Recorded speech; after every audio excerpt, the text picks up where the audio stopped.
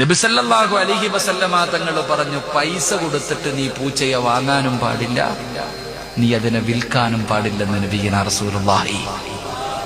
ഞാൻ എപ്പോഴും പൂച്ചയെ കുറിച്ച് വഴുതു പറയും. പൂച്ചയെ വളർത്താൻ പാടില്ല എന്ന് ഞാൻ പറഞ്ഞിട്ടില്ല.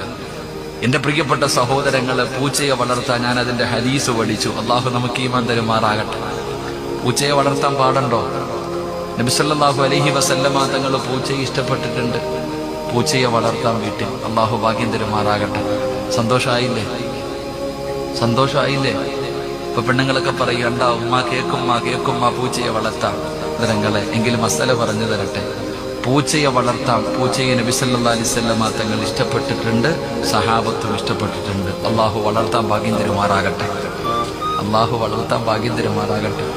ഇത് മാത്രം ഉൾപ്പെടുത്തേക്കരുതട്ടാ. പക്ഷേ പൈസ കൊടുത്തിട്ട് പൂച്ചയെ വാങ്ങൽ ഹറാമാണെന്ന് നബിയിന റസൂലുള്ളാഹി.